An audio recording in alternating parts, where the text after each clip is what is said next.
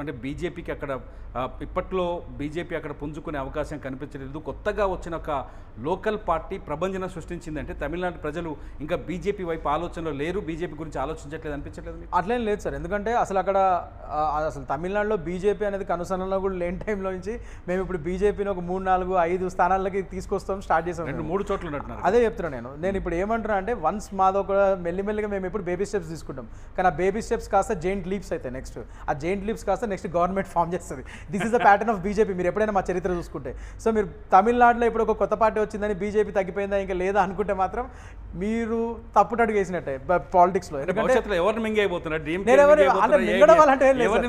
Sir, మేము ఎవరిని మింగము, ఎవరిని వదలము, అలాంటి ఏఐడిఎంకేతో మీరు పొత్తు పెట్టుకున్న తర్వాత బీజేపీ తమిళనాడు బోని కొట్టింది, మెల్లగా ఎదగడం మొదలుపెట్టింది, మెల్లగా ఏఐడిఎంకే కిల్ చేసుకుంటూ వస్తున్నారు అనుకోవచ్చా మీ దోస్తు? లేదు సార్, లేదు, అలాంటిది ఏం లేదు. ఎందుకంటే AIADMK has their own consolidated vote share. వాళ్ళకి వాళ్ళకి ఓన్ కన్సాలిడేటెడ్ ఓటు శాతం ఉంది. అది మనం అట్లా తీయడానికి ఉండదు. అట్లా అలా లేదు సార్. మేము ఏంటంటే మేము మెల్లిమెల్లిగా డెవలప్, మేము ఎప్పుడైనా సరే మాకు లాంగ్ టర్మ్ గోల్స్ ఉంటాయి సార్.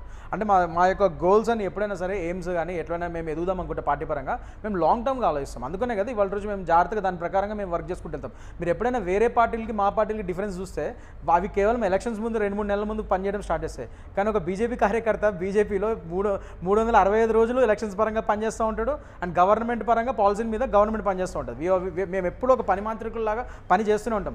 అందుకనే కదా మేము మెల్లిమెల్లిగా మేము ఎదుగుతూ వస్తాం, మా పార్టీ బలోపేతం చేస్తాం. సింపుల్ క్లాసిక్ ఎగ్జాంపుల్, సౌత్లో తెలంగాణ ఒకప్పుడు ఇక్కడ నథింగ్, ఒక 2018లో 1 సీటు ఉండే మాకు. దాని తర్వాత నెక్స్ట్ వచ్చేసరికి 8 ఎమ్మెల్యే సీట్లు, 8 ఎంపీ సీట్లు, 3 ఎమ్మెల్సీలు కొట్టాము. ద సేమ్ థింగ్ ఇప్పుడు ఆంధ్రప్రదేశ్లో అయితే డైరెక్ట్ గవర్నమెంట్ ఫామ్ చేసాం, ఇండియా గవర్నమెంట్. 8 ఎమ్మెల్యేలు, 3 ఎంపీలు, 3 ఎమ్మెల్సీలు, ఇలా చేసుకుంటూ వెళ్తున్నాం. That's what I'm saying. మెల్లిమెల్లిగా మేము డెవలప్ అవుతుంటాం. నేను చెప్తున్నా వాట్ ఎవర్ ఇట్ ఈస్. మేము ఇండియా గవర్నమెంట్ అయితే ఉంది కదా, అక్కడ ఇండియా గవర్నమెంట్ అది, అవునా కదా? సో వీ హ్యావ్ అవర్ సే, మా షేర్ మాకు ఉంది అక్కడ గవర్నమెంట్లో. That is what it is. ఆంధ్రాలో అదే ఉంది, నేను అక్కడే రిప్రజెంట్ చేస్తాను కాబట్టి.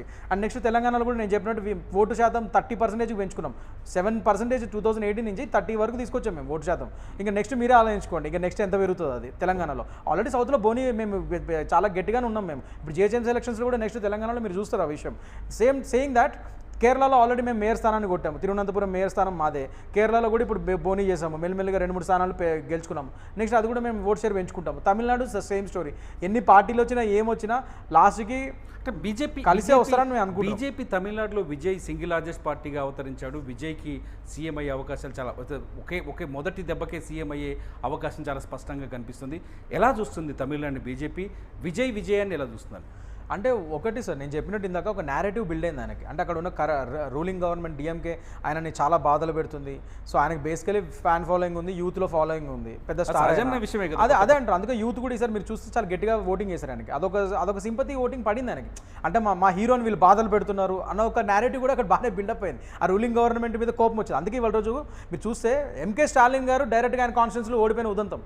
ఆయన కనతూరులోనే ఎక్కడో నుంచున్నాడు ఆయన, ఎంకే స్టాలిన్. ఆయనే ఓడిపోయాడు వాళ్ళ రోజు, అది కూడా టీవీకే క్యాండిడేట్కి అగేన్స్ట్గా. అంటే ఏంటి అక్కడ రివెంజ్ ఓటింగ్ పడింది డిఎంకేకి అగేన్స్ట్గా.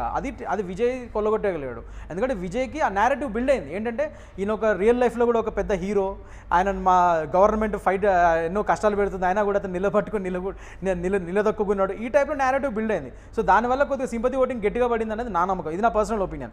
దాంతోపాటు ఇంకా వేరే ఇతర ఫ్యాక్టర్స్ కూడా కలిసి వచ్చాయనికి ఇప్పుడు కొద్దిగా గవర్నమెంట్ ఫామ్ చేసి స్టేజ్కి వెళ్ళాడు. But let's just wait and see. ఇంకా 5 years టైం ఉంది. ఆయనకి ఎక్స్పీరియన్స్ లేదు. ఆయన గవర్నమెంట్ నిలుపుకోవాలి, గవర్నమెంట్ని ఆయన అదేంటి చాలా అది నడపడం కూడా ఒక టాలెంటే కదా. ఆ ఎక్స్పీరియన్స్ లేదు ఆయనకి, అడ్మినిస్ట్రేషన్ అనేది. మరి చూద్దాం ఎంత. ఆయన ఎన్నికల హామీలు చాలా విపరీతంగా ఇచ్చాడు. ఆయన మేనిఫెస్టో కూడా చూస్తే చాలా భిన్నంగా ఉంటుంది. మరి ఆ మేనిఫెస్టోలో ఉన్నవన్నీ ఆయన నిర్వర్తించాలి. కాంగ్రెస్ చాలా స్పష్టంగా చెప్తున్నారు. ఎందుకంటే రేవంత్ రెడ్డి తీసుకొచ్చిన 6 గ్యారంటీలకు దగ్గరగా మేనిఫెస్టో తయారు చేశాడు. అందుకోసం విజయ్ అక్కడ ఘనమైన విజయం. మంచి మాట అన్నారు. ఇప్పుడు రేవంత్ రెడ్డి గారు ఇక్కడ ఎలాగైతే చేయలేకపోతున్నారో అదేవిధంగా నెక్స్ట్ ఆయన కూడా చేయలేడేమో, మరి చూడాలి మరి. సో ఇప్పుడు నెక్స్ట్ ఎలాగో రేవంత్ రెడ్డి గారు రారు, అలానే అక్కడ కూడా ఇంకా నెక్స్ట్ మళ్ళీ విజయ్ వస్తాడు లేదు చూడాలి. సో అందుకనే ఫస్ట్ టైం ఫ్లూక్లో కొడతాం వేరు, అది నిలబెట్టుకొని నెక్స్ట్ కూడా అదే గవర్నమెంట్ ఫామ్ చేయడం వేరు. సో జస్ట్ బికాజ్ ఒకసారి ఆయన వచ్చాడు కదా అని చెప్పి బీజేపీని మీరు తీసిపాడారు తమిళనాడులో. నెక్స్ట్ టైం ఆయన ఉంటాడో అదే పార్టీ గెలుస్తుందని నమ్మకం కూడా లేదు. నెక్స్ట్ బీజేపీ గెలవచ్చు, ఎవరికి తెలుసు. నేను చెప్పే కదా, anything can happen in politics అనేది at the end of the it's నన్ను అడిగితే, అంటే నా పర్సనల్ ఒపీనియన్, ఇది ఒక గ్యాంబుల్. ఎప్పుడు అనుకోం మనం. అంటే లాస్ట్ మూమెంట్ వరకు ఒక ట్రెండ్ ఉంటుంది, లాస్ట్ మూమెంట్లో సడన్గా మారిపోతుంది. అంతకుముందు వరకు మనమే చూసాము ఒక విధంగా ట్రెండ్ నడిచింది తమిళనాడులో. నెక్స్ట్ ఒక జస్ట్ ఒక 2-3 వీక్స్లోనే నాకు తెలిసి ట్రెండ్ మారుంటుంది ఎలక్షన్స్ ముందు. అది ఎందుకు మారిందంటే ఇదే అన్ని విధాలుగా ఆయన పర్సనల్ లైఫ్ని అది ఇది ఈ డిఎంకే గవర్నమెంట్ ఫోకస్ చేసేసరికి అదొక రివెంజ్ ఓటింగ్ లాగా ఆయన మీద సానుభూతి ఓటింగ్ పడిందేమో అని నా feeling. So that is what happened. మీకు 2027 ఎలక్షన్కి ఎనర్జీ వచ్చింది అనుకోవచ్చు బెంగాల్ నుంచి మొత్తం మళ్ళీ? సార్ బెంగాల్ని ఇవాళ రోజు దేశం కాదు సార్, మొత్తం ప్రపంచం మొత్తం అంతా చాలా ఊపిరి బిగబెట్టుకొని చూసింది వాళ్ళ రోజు. అది అందరికీ తెలుసు, అది చూసారు మీరే అంత మొత్తం దేశానంతా ఊపిరి బిగబెట్టి గెలిచారని వాళ్ళు చెప్తున్నారు. నేను అలాగే సార్, అందరూ ఊపిరి బిగబెడతాం కదా అంటే అంత అదొక హిందూ సార్. మా national organisation secretary BL Santhosh గారు బెంగాల్ ఎలక్షన్స్ కంటే ముందే ఆయన ఇదే మన మీడియా మిత్రులు అడిగారు, సార్ బెంగాల్ ఎలక్షన్స్ మరి మీకు చాలా ఇంపార్టెంట్ కదా ఈసారి అని అడిగితే ఆయన అదే మాట్లాడారు. బెంగాల్ అనేది it's not an electoral battle, మాకు ఇట్స్ ఎ సివిలైజేషన్ బ్యాటిల్ అన్నాడు ఆయన. అంటే ఇది మన సివిలైజేషన్ ఉనికి కోసం పోరాడుతున్న ఒక ఎలక్షన్, ఇది కేవలం ఎలక్షన్స్ కోసం మేము పోరాడట్లేదు, ఇది గెలవడం మాకు చాలా ముఖ్యం అన్నారు. అంటే మన మన మన సివిలైజేషన్ బతకాలి. అక్కడ బార్డర్ స్టేటు, ఆ వలసదారులు, అక్రమ వలసదారులు, ఆ చొరబాటుదారుల వల్ల ఎంత డేంజర్ ఉంది అక్కడ మన దేశ భద్రతకి. సో మన ఉనికిని మనం కాపాడుకోవాలంటే ఈ ఎలక్షన్ గెలవడం చాలా ఇంపార్టెంట్ అన్నారు. అందుకే మేము గెలిచి చూపించాం. అమిత్ షా గారు 15 రోజులు అక్కడే ఉండి మొత్తం మానిటరింగ్ చేసుకుని ప్రతి కార్యకర్త, అమిత్ షా గారి నుంచి ప్రతి కింద స్థాయి కార్యకర్త వరకు నీ కష్టాలు పడినందుకు కష్ట ఫలితం అది. 48 అవర్స్ నిద్రపోలేదట్టు కదా. అదే చెప్తున్నా, that is how we work sir. నేను ఇందాకే చెప్పాను మీకు, 365 days మేము వర్క్లోనే ఉంటాం. వేరే పార్టీలకి మాకు అదే డిఫరెన్స్. మాది ఆర్గనైజేషన్ పరంగా మేము చాలా స్ట్రాంగ్గా ఉంటాం. మాది క్యాడర్ బేస్డ్ పార్టీ. మా కార్యకర్తల నుంచే లీడర్స్ ఉంటారు, కానీ లీడర్స్ నుంచి కార్యకర్తలు ఉంటారు. మాకు hours is a clear cadre based party. So కార్యకర్తలే మా బలం. ఆ కార్యకర్తలు ఇవాళ రోజు గెలిపించారు బెంగాల్, వెస్ట్ బెంగాల్లో. అది క్లియర్గా తెలుస్తుంది. అండ్ ఎంతోమంది తల్లులకి అభివందనం సార్, వాళ్ళు మమ్మల్ని నమ్మి ఈసారి గెలిపించారు. మహిళా ఓటు బాగా కలిసి వచ్చింది 100% సార్. అండ్ ముఖ్యంగా మీరు చూస్తే ఆర్జీ కార్ బాధితురాలు వాళ్ళ మదర్ కూడా గెలిచారు. ఆవిడకి టికెట్ ఇచ్చి ఆవిడ గెలిచాం. ఎందుకంటే ఎక్కడైతే ఆమెకి ఎక్కడైతే అత్యాచారం అయిందో, ఏ గవర్నమెంట్ వల్ల ఆమె కూతురు బలైందో, అత్యాచారం అయిందో, ఆమెకు న్యాయం దొరకలేదో, ఆవిడ చేతికి పవర్ ఇచ్చే విధంగా, ఆవిడకే టికెట్ ఇచ్చి ఆవిడని గెలిపించుకొని ఆవిడ చేతికి పవర్ ఇచ్చే విధంగా ఇలాంటి అన్యాయాలు ఇంకా వేరే ఏ తల్లికి ఏ కూతురికి జరగకూడదన్న ఉద్దేశంతో మేము ఆవిడ టికెట్ ఇచ్చి గెలిపించుకోవడం జరిగింది. ఆ నిబద్ధత మీకు కేవలం బీజేపీ పార్టీలోనే కనబడుతుంది. అండ్ ఇవాళ రోజు అదే ప్రూవ్ అయింది. సో డెఫినెట్గా మహిళా ఓట్లు కూడా అందుకే నిర్దిష్టంగా మాకు చాలా గట్టిగా వచ్చాయి సార్. ఫైనల్గా న్యాయం గెలిచిందా బెంగాల్లో, లేకపోతే ఆధిపత్యం గెలిచిందా ఫైనల్గా? సార్ ఫైనల్గా న్యాయం గెలిచింది, మానవత్వం గెలిచింది, అండ్ డెమోక్రసీ గెలిచింది. ఇది జనతా వర్సెస్ మమత. అందరూ అనుకుంటారు మోదీ వర్సెస్ మమత అని, కాదు సార్. ఇది జనతా వర్సెస్ మమత, బెంగాల్ జనతా వర్సెస్ మమత ఇది. సో బెంగాల్ జనత గెలిచింది ఈసారి. Right, thank you so much Krishnakanth గారు. ఇది మొత్తానికైతే బెంగాల్లో బీజేపీ గెలుపు వెనుక అది గెలుపుని ప్రజా విజయం అని చెప్తోంది బీజేపీ. మొత్తం ఇప్పటికి అందుతున్న ట్రెండ్స్ ప్రకారం పుదుచ్చేరిలో ఎన్డీఏ 17 సీట్లని కైవసం చేసుకున్నట్టుగా తెలుస్తుంది.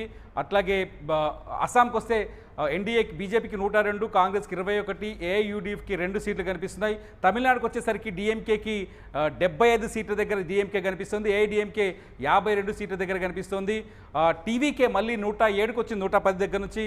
ఇక్కడ సమీకరణలు కొంత మారుతున్నాయి. ఇకపోతే పశ్చిమ బెంగాల్కి వస్తే 83 దగ్గర టీఎంసీ, 204 దగ్గర బీజేపీ కనిపిస్తుంది. కేరళలో 102 సీట్లతో యూడీఎఫ్ అధికారంలోకి వచ్చింది. ఎల్డీఎఫ్ 35 సీట్ల దగ్గర బీజేపీ బోని కొట్టింది. కేరళలో 3 సీట్లు గెలుచుకుంది. ఇది ఇప్పటి వరకున్న ట్రెండ్స్.